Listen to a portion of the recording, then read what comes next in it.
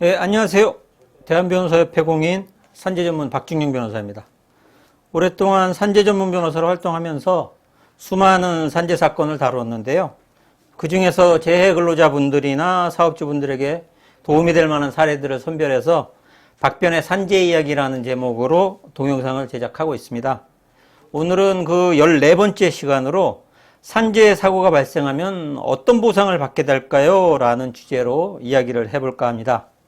그러면 산재 사고로 상해를 입은 경우 재해근로자는 어떤 보상을 지급받게 될까요? 산업재해보상보험법이 적용되는 사업 또는 사업장에서 일하는 근로자가 업무상 사유로 재해를 당해서 상해를 입은 경우에 그 재해근로자는 우선 근로복지공단에 요양급여 및 휴업급여를 청구할 수 있습니다. 요양급여는 근로자가 업무상의 사유에 의해서 부상을 당하거나 질병에 걸린 경우에 해당 근로자에게 지급하는 것인데요. 부득이한 경우를 제외하고는 공단이 설치한 보험시설 또는 공단이 지정한 의료기관에서 요양을 하게 되고 그 요양비를 의료기관에 직접 지급하게 됩니다. 따라서 특별한 경우가 아니라면 재해근로자가 근로복지공단으로부터 요양급여를 직접 수급하는 경우는 없습니다. 그리고 부상 또는 질병이 3일 이내에 요양으로 치유될 수 있는 경우에는 요양급여를 별도로 지급하지 않습니다. 휴업급여는 업무상 사유에 의해서 부상을 당하거나 질병에 걸린 근로자에게 요양으로 인해서 취업하지 못한 기간에 대해서 지급하는 것으로 평균 임금의 70% 정도를 휴업급여로 지급하게 됩니다. 그러면 요양급여와 휴업급여를 받으면 산재보험급여는 모두 끝나는 것일까요? 요양을 통해서 치료가 종결하여도 근로자에게 장애가 남는 경우에는 요양 종결 후 근로복지공단에 장애급여를 청구할 수 있습니다. 장애급여는 장애 등급에 따라 장애보상연금 또는 장애보상 일시금으로 받을 수 있습니다. 그러면은 근로자가 사망한 경우에는 어떤 보상을 지급받게 될까요?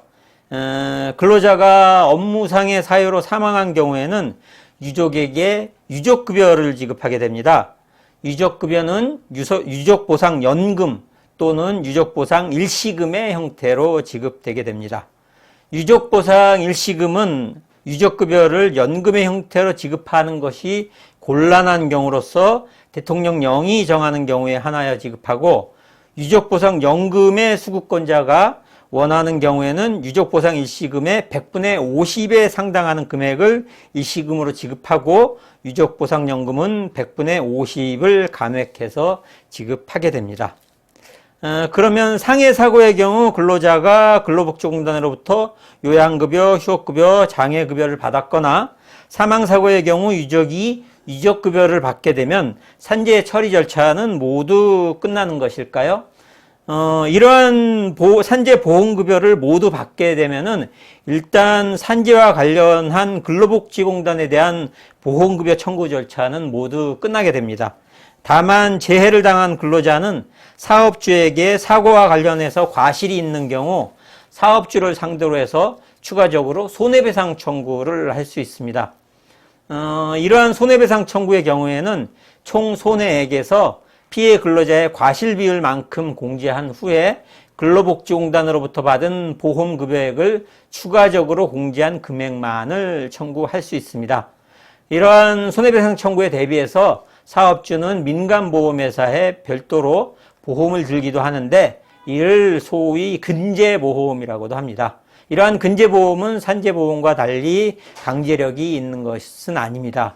따라서 사업주가 근제보험을 들지 않은 경우에는 그 손해배상액을 사업주에게 모두 청구할 수 있게 되는 것입니다. 지금까지 산재사고가 발생하면 어떤 보상을 받게 될까요? 라는 주제로 이야기를 해보았습니다. 산재사고 발생 시 산재 처리 절차와 관련해서 추가적으로 궁금하신 점 있으시면 상담 전화로 전화 주시기 바랍니다. 더 자세하게 상담해 드리도록 하겠습니다. 오늘은 여기까지입니다. 감사합니다.